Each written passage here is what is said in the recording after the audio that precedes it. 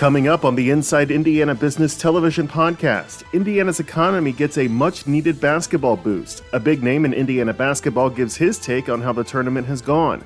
A military nonprofit comes to Central Indiana. A tiny town's pizza joint is gaining a big reputation. The legislative session heads toward the finish line. A speech therapy company is growing its Hoosier footprint. We spotlight the American College of Education, and we take a look at what March Madness means to Indiana's reeling restaurants. Welcome to the Inside Indiana Business Television podcast. I'm Alex Brown, in for Andy Ober. College basketball's crown jewel is pumping big bucks into Indiana's economy at a crucial time. Hosting the entire men's tournament could also pay huge dividends for Central Indiana down the road. Visit Indy's Senior Vice President of Marketing and Communications, Chris Gall, joined Inside Indiana business host Gary Dick to break it all down. Chris, coming to us from the Media Hub. You're in the Arts Garden in downtown Indianapolis. I know I can see just over your left shoulder the brackets on the JW Marriott. So you're right in the heart of it. And I guess that brings up a good point. In addition to the economic impact, media attention for the month of March has been really intense on Indiana. It's been an abnormal amount of national media attention. That sweet-sounding word Indianapolis repeated countless times on air and written, and that's a big brand boost heading into spring travel as consumers think about traveling again. So we've really enjoyed, as with all major sporting events, a boost Indy's brand with national media bantering about Indianapolis. And this is the Media Hub, part of our downtown activation to welcome our media, more than 2,000 during the month of March. And you've got some breaking news regarding a new event. We'll get to that toward the end of our interview here. Let's get right to the numbers, though. Everyone wonders, what's the economic impact? Going in, there were expectations, but no one really knew exactly what to expect. Chris, those numbers for hotel occupancy tell a pretty positive story. Heads and beds, anywhere in the United States of America. If people are checking into hotels, tourism is happening. And so we were very, very, very pleased that the first 2 weekends in March tied directly to basketball. We were the number one in the nation in terms of downtown hotel occupancy, hovering at 85 and 95% respectively. As a point of perspective, Gary, other major cities like New York were in the 60s, Miami in the 70s.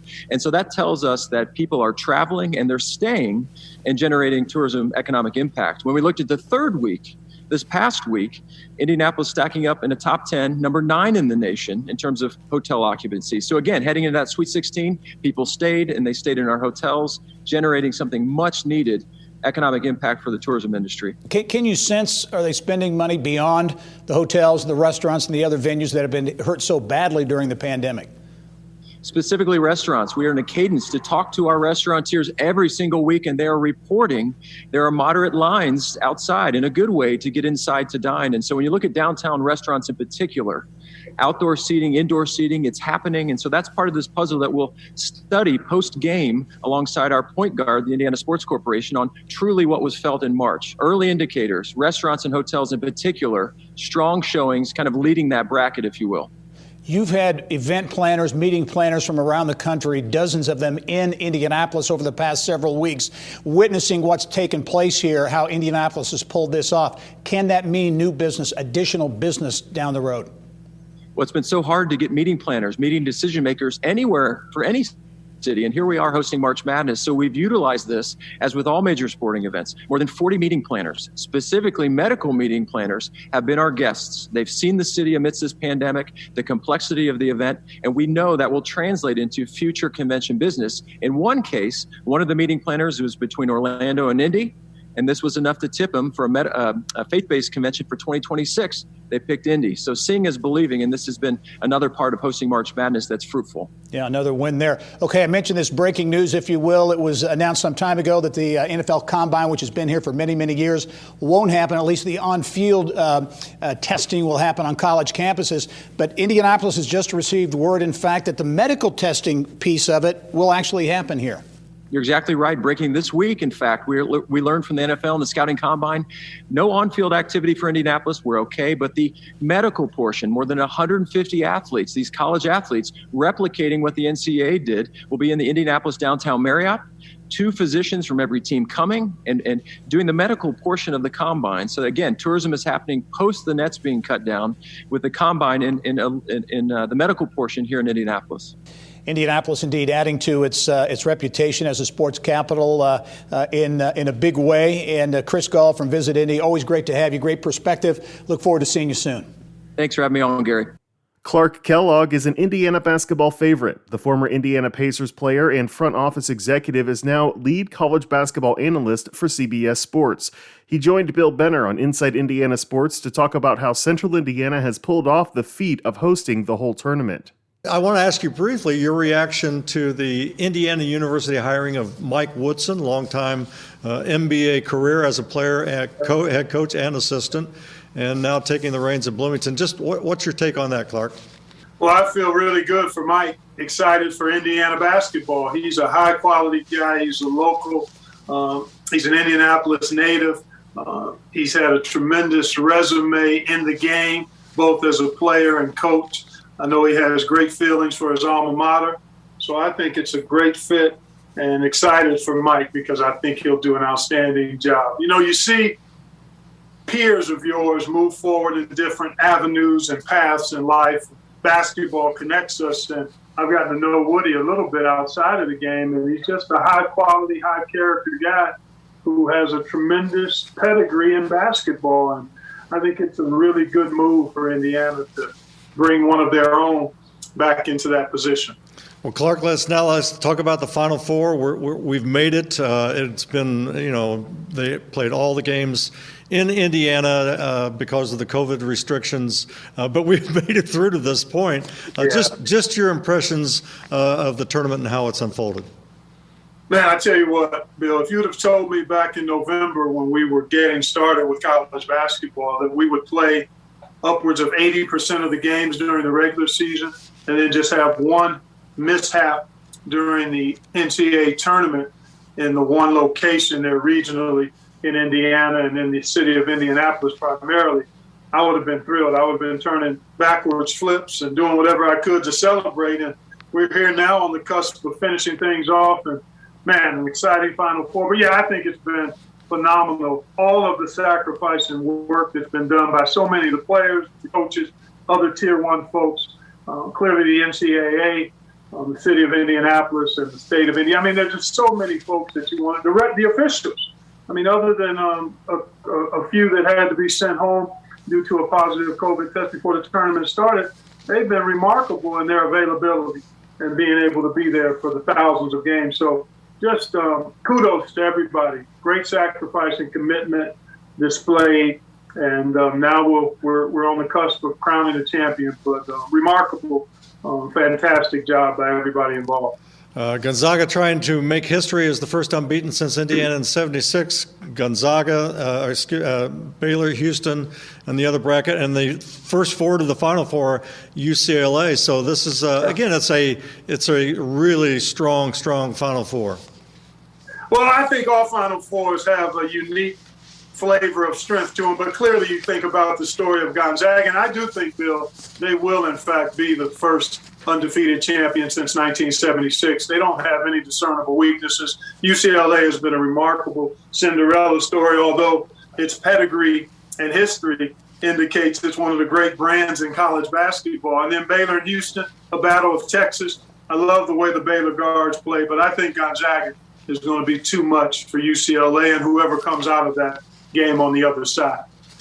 Well, Clark, we certainly appreciate you being on the show, taking time out, and we look forward, of course, to seeing you in your studio analyst role with CBS over the weekend. Welcome back to Indiana. You're one of our favorites, and we're so happy with your success. So thanks for being on the program. Thank you very much, Bill. Yeah, great to be here, and always a pleasure to get back to Indy whenever I can. Thanks so much for having me. A national nonprofit that helps veterans and military families start or grow their own business is opening a chapter in Central Indiana. Bunker Labs Indianapolis will help connect veteran entrepreneurs with mentors and other resources to help them get their ideas off the ground. We get details from co-founder Sean Gardner. Talk about the numbers that you to kind of tee up this conversation. Very striking, the challenge that veterans have in starting their own businesses. Yes, you're right, Gary. You alluded to that it's amazing that we look at our greatest generation, that World War II generation, those fighting men and women who came back after the war. 49% of those military veterans came home to start or own their own business. And that ushered in the greatest and the largest economic wave of prosperity in our nation's history. As you alluded to today, about 25% of transitioning service members want to start their own business, and only 5% are able to get that accomplished. Yeah. And that's where Bunker Labs steps in with our mission to really help build a network of mentors and resources to help those individuals get their business off the ground and to profitability as soon as possible. Yeah, so business is very important part of the equation. Sean, why Indianapolis? Why did Bunker Labs choose Indianapolis for, I think, what is now its 40th chapter? Yeah, thank you, Gary. Indiana, Indianapolis being the hub of innovation for a lot of reasons and economic growth in the state. And you look at the state as a whole. Forbes magazine ranked Indiana the 12th best state in the nation for doing business. Chief Executive Magazine ranked us the #1 place in the Midwest to do business. So Indiana is prime for business. It's a prime business location with a great environment for starting and growing a business. So as the ecosystem ambassador for Indiana, my goal is to make Indiana the best state in the nation for veterans, whether they're coming back home from other Fort Braggs or Fort Campbells or Fort Hoods, or veterans who are from California and don't want to go back there but want to come somewhere in the Midwest. Let's look at Indiana. Let's look at Indianapolis, and how do we help them get a business started and off the ground? Yeah, I only have 30 seconds left, Sean, so need to be quick. But what do you need as you launch this chapter of Bunker Labs here? We are looking for mentors. They don't need to be a veteran, but somebody who's out there who has experience. It doesn't matter what field, whether it's technology, it's construction. We are looking for folks who are willing to help give time, effort, and energy to help veterans and military spouses get their business started. All right, Sean Gardner with co-founder at Bunker Labs, and he's also an ambassador for the organization. Sean, great organization. Good luck to you going forward. Look forward to following the growth of the organization here. Thank you, Gary. In the tiny town of Mount Summit, a pizza joint is earning a big reputation. Inside Indiana business reporter Mary Rachel Redmond takes us to Henry County to sample 1,000-degree wood-fired pizza. If you blink, you might just miss it. How big is the town of Mount Summit? I've last heard, I think it's around 384 people. But on weekends, the population of the tiny Henry County town swells to nearly 13 times that. It's crazy, the people that come through here. I mean, we open the doors and there's a line that never stops on the weekends. Mount Summit's 1,000-degree wood-fired pizza may just be the peak pizza experience in Indiana. All of our food is from all over the world. 15-year-old balsamic production from Italy. Wow. A little bottle, that's $65. The dough that we use in our pizza is made in Italy. It's shipped here twice a week. This is a Fermani rosemary infused ham. Our ingredients don't have any sodium, no nitrates, no preservatives. So what makes this pizza worth the wait? This 7-foot Italian-built wood-fired oven, one of only 2 in the state. I found an oven that was in Boston, and a restaurant over there had ordered it, and it shifted on its base like an inch, and they didn't want it. So I bought it and picked it up and hauled it all the way here. The center part weighs 8,500 pounds. And there's only 2 real wood-fired ovens in Indiana. 1,000 Degree has more than 20 specialty pizzas on the menu, even pie options for the most health-conscious of customers, offering a cauliflower crust, and for carb counters, a pizza crust made completely out of chicken. And it's 0 carbs and it's 0 gluten. And it's made out of white meat chicken breast and some seasonings and olive oil. That's all it is. And if you're in the mood for barbecue, they do that too. We smoke probably 800 pounds of meat a week. We do wings, ribs, pulled pork, brisket. The pizza and the barbecue is amazing. I mean, I know it's amazing, but the response that we get from people like in other states that have had pizza all over the place, they go crazy. That is amazing. Literally amazing. Never tasted anything like it. I would drive across state lines for that. That's that good. Not only is the pizza delish, the dining room decor is like sitting in an episode of Antiques Roadshow. I mean, you've got some amazing collectibles, so why put all this stuff in here? Well, sometimes we have long waits for people to get their food because we're so busy.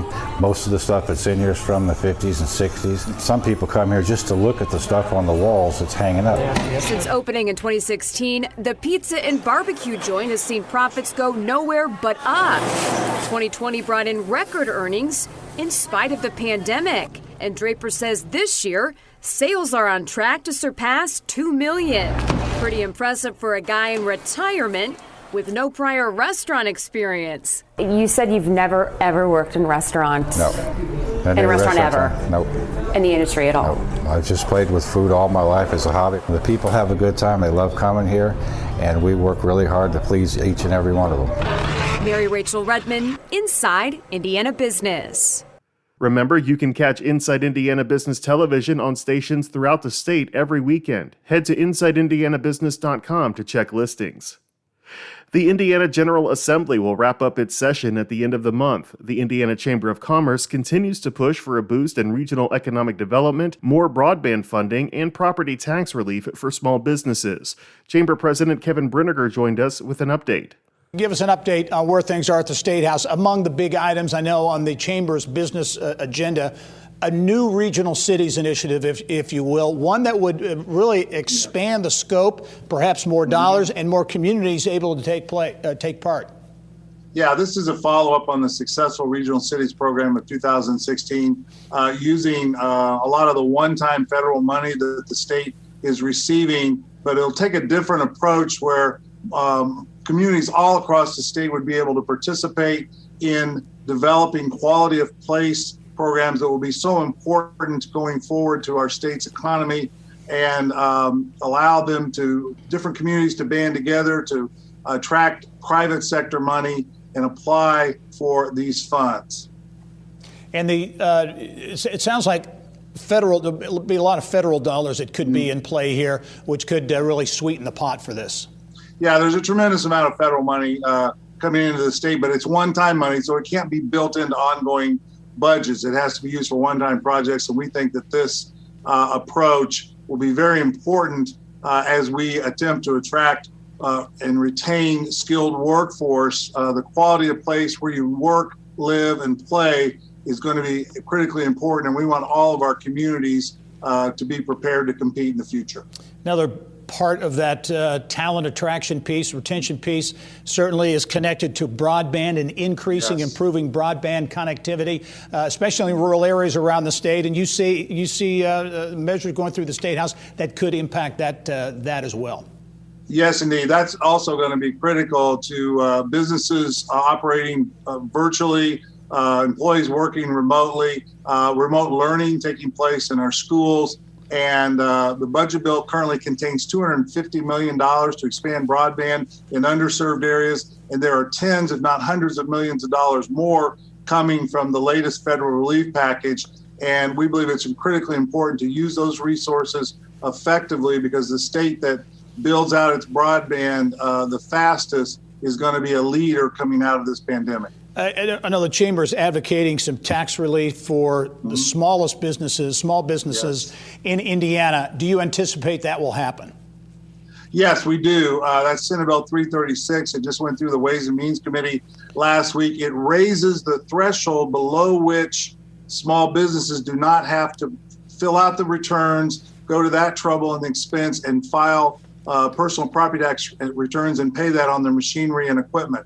This bill will make that available to another 20,000 Hoosier businesses who will no longer have to pay business machinery and equipment taxes. The amounts they were paying were so small that the impact on local government was minuscule, and this will be a nice burden relief on our very small businesses who have suffered so much during this pandemic. Kevin, before we go, only have about 35 seconds or so.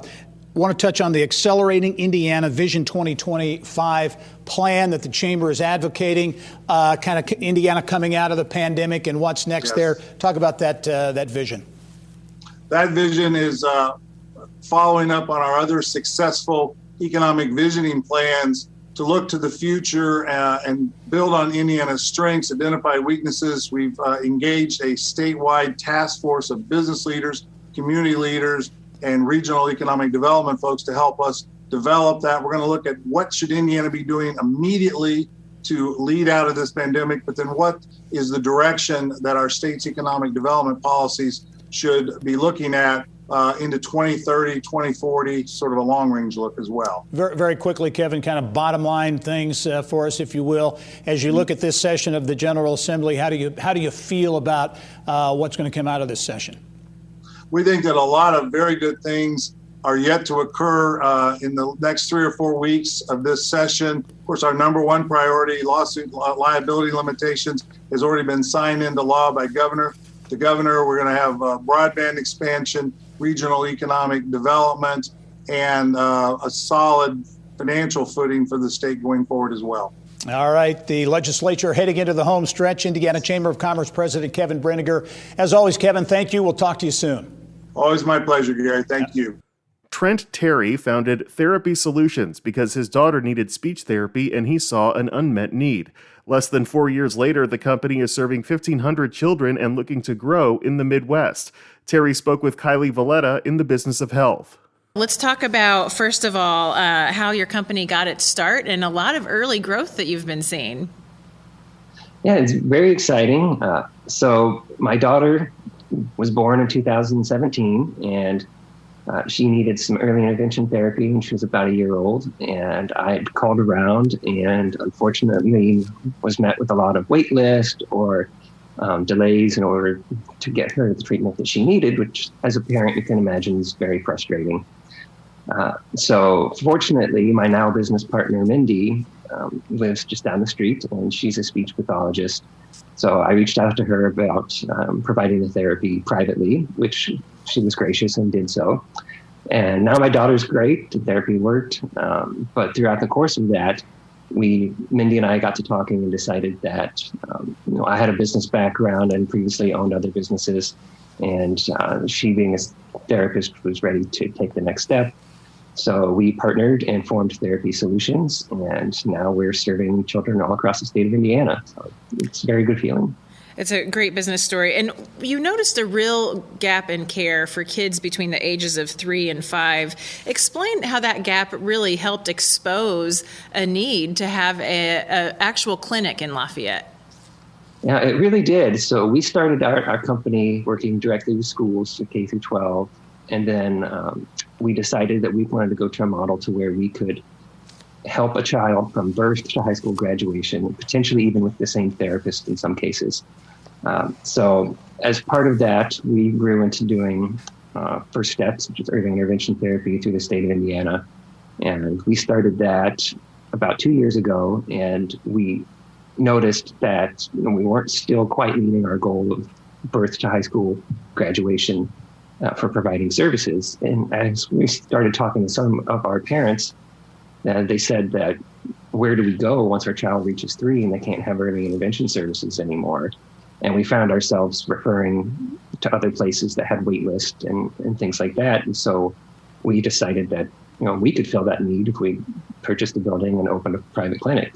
So we're in the works of doing that now.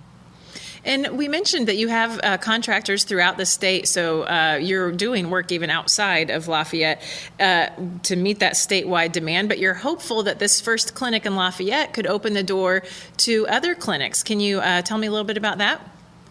Sure. We're very excited about the potential of growth over the next few years. We're committed to the state of Indiana and the parents and children in Indiana, so that's going to be our focus. We don't even have the doors open on the first clinic yet, and we've already had requests from other cities and other parents to open clinics in their areas. So I think the need is clearly there. We just need to make sure that we're smart about how we grow the business. But we're very excited about the potential to continue to serve other areas in the state. Hoping this first clinic can be somewhat of a model for some future clinics. Yes, that's the hope. Your company really prides itself on providing really personalized therapy, really individualized for each patient. Could you talk just a little bit about that? Yeah, sure. So, our company exists to serve the parents and the children. And something that we really talk to our therapist about is we're not just doing a job, we're helping a child for the rest of their life. And the work that we do has a direct impact on their quality of life for many years to come. So we take that very seriously. One of the things that we do from a quality control standpoint is we'll take samplings of parents and we'll call them and just say, how's it going? Are you happy with your therapy? And so we get some good feedback that way. Another thing we started in the height of the pandemic was we started a parents council.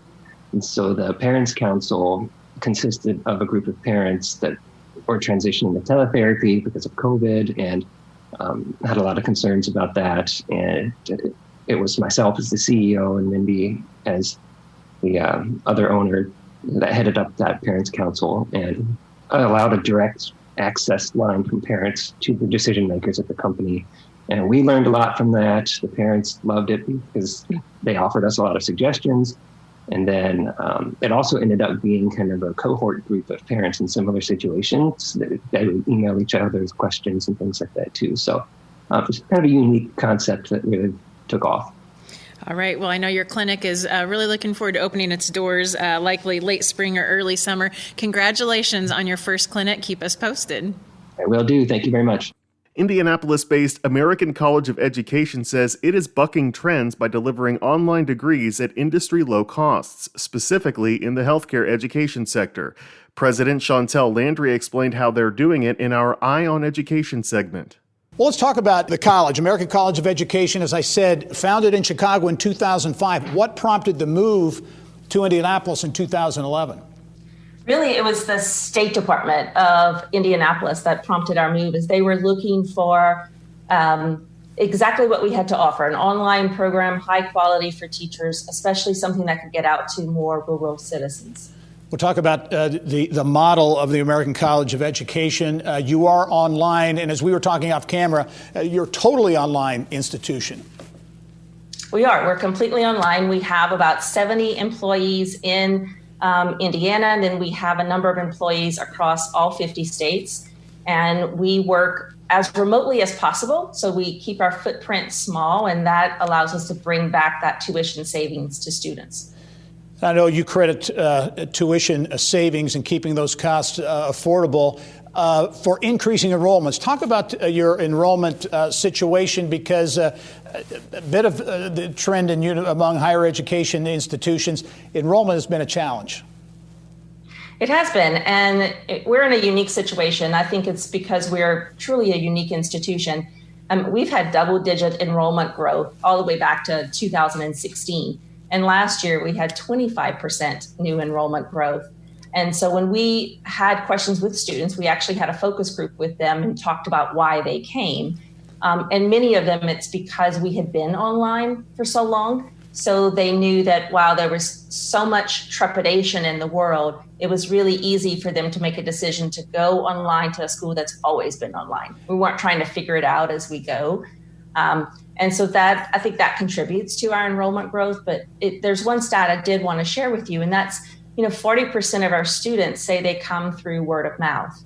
So that referral capability, that really speaks to that hidden gem. Like, why are we, one of the top conferrers of degrees in education that no one's heard of? It's because it's organic growth. It's coming from our students. Yeah, and one of the other, I think, unique aspects too is the institution is a certified B Corporation. Explain what that means, because I know it deals with social responsibility and other things like that. But why was that an important part, or is that an important part of your model? It's absolutely an important part. It's something we're very proud of. As a certified benefit corporation, what that means is that we have a public accountability to use our profits for good. And so it's really about how much do we give back to our communities, both in terms of our resources, but really in terms of our time. So we volunteer quite a bit we volunteer across the country, but in Indy specifically, we work with teachers' treasurers. And so we do a lot of volunteer work with them. We worked with Leaders Food Bank right before the pandemic hit, and packed 14,000 meals for students or for employees. So it's really about giving us that language to be able to explain what we do and how we give back and what we believe, because everything we do, from our programs to working with our employees, it's all about serving those who serve others. And that the B Corp really allows us to do that, to explain our story well. Yeah, final question for you. Certainly you operate in all 50 states, but here in Indiana, the talent pipeline is so important. Where do you see the offerings at the American College of Education playing a role in there? You have a lot of education focus, but also getting into nursing and the healthcare disciplines as well. Absolutely. We're just getting into healthcare and nursing. We just graduated our recent RN into MSN, so master's degrees in nursing. And what's coming in the next couple of months is a very unique MBA, which is focused on social impact. So it's really teaching business students how to use profits for good, how to lead for change. And so everything that we're about, sort of we want to just make sure we can do that with the business community. So again, it's about who we are. It's that DNA of serving those who serve others. The American College of Education, based here in Indianapolis, an online institution that is growing. Chantel Landry, the president of the organization, the university. Thanks very much for joining us. We look forward to following your story. Thank you. Very excited to be here today. March Madness has brought many Central Indiana restaurants a level of business they haven't seen for more than a year. It's much-needed relief for the state's $5 billion hospitality sector. We get perspective on the tournament's economic ripple effect from Iozzo's Garden of Italy owner, Katie Harris, and executive chef, Alan Sternberg. Kate, I'll start with you. Many people know of Iozzo's. It's an iconic restaurant in Indianapolis, but for those who don't, give us really a quick thumbnail of the history and the heritage of the restaurant. Sure, absolutely. Iozzo's was originally opened by my great-grandfather, my grandfather, and my great-uncle Vincent in 1930. It was the first full-service Italian restaurant in Indianapolis and was in operation for about 10 years. The restaurant closed in 1940 due to a tragic accident. And so about 11 and a half, almost 12 years ago, I decided to kind of reinvigorate the restaurant using same family recipes and honoring my family's traditions. Yeah, we'll talk about the past year because I know it's something you'd like to forget in a lot of ways, but how challenging has the past year been for you as a restaurant owner? Sure, I think that 2020 was definitely harder than 2009 when we opened the restaurant, coming out of the Great Recession. Back then people were asking me questions like, why would you open a restaurant at this time? But I had a really good feeling that we could make it work. I had a lot of friends and family who really enjoyed coming together for pasta dinners and wanted to make it work. Well, this year was completely different. It's how do you operate a restaurant that can't operate? Yeah. How do you keep your staff employed? How do you make sure that they are able to provide for their families when we are not able to provide our goods and services due to government restrictions? Yeah. And it was a whole new way of thinking. Before it was just us, like, how can we make this work? Right. And now it's become like a community. How can all the restaurants together make it work? How can we help each other? How can the government help step in and help us? Give us an idea of the boost that March Madness has provided to your restaurant. Yeah, it's been great. Our location with 5 to 7 blocks from Lucas Oil Stadium has kind of put us in a proper location to see really the economic impact of this tournament. I kind of did a quick figure, and about the 3 weeks that the tournament has been going on, we're up about 25.5% over 2019 sales. Wow. March is normally a lower time of the year for sales revenue. Due to people being out of town on spring breaks, less conventions, still that winter time where we can't use outdoor space. So this is really it's been an amazing boost to not only financially, but employee morale. Yeah. They kind of see, people coming back in, they're able to share what we love and what we do with people who, haven't experienced the restaurant or Indianapolis before. Yep. Alan Sternberg, you're the new executive chef there. Only been there a few months. You came from Cerulean, which is an iconic Indiana restaurant as well. Talk about the kind of the vibe among restaurant workers like yourself in this environment, coming out of this environment. I'm sure you're happy to be employed coming out of the pandemic. Yeah, it's been kind of really nice to just come into a restaurant that has a lot of energy and a lot of buzz, even though we're limited capacity here. Just walking through the dining room, it kind of brings back a semblance of normalcy. And I think I think every restaurant's dealing with it a little bit differently. I think some of my friends are still a little bleak. Some people I don't think are going to make it through and just are never going to reopen. And other ones I think are doing carry out. So it really is just kind of this, very personal thing to every single restaurant. And the path that they take is the one that is the best one for them. But for us, like coming into a busy restaurant that's got a lot of warmth and family and love in the air, like it's been really refreshing for me as a chef to just be part of the experience here. Yeah, great perspective. We only have about 15 seconds, Katie. But as you look at this as a springboard maybe to better things ahead in 2021 and beyond, do you sense that light at the end of the tunnel maybe? We feel it every day. And with more people getting vaccinated, I think that kind of gives them just a sense of security that we're going to be okay and we're going to get through this. And I cannot wait for the rest of 2021. Great perspective from Katie Harris, the owner at Iozzo's Garden of Italy. Alan Sternberg is the executive chef there. Thank you to you both, and good luck not only through 2021, but beyond. Thank you very much. Thank you. That wraps up this week's Inside Indiana Business Television podcast. Remember, you can find all of this week's TV segments as well as the top business news from throughout the state at InsideIndianaBusiness.com. While you're there, you can also subscribe to our platform of free e-newsletters. This is Alex Brown for Inside Indiana Business.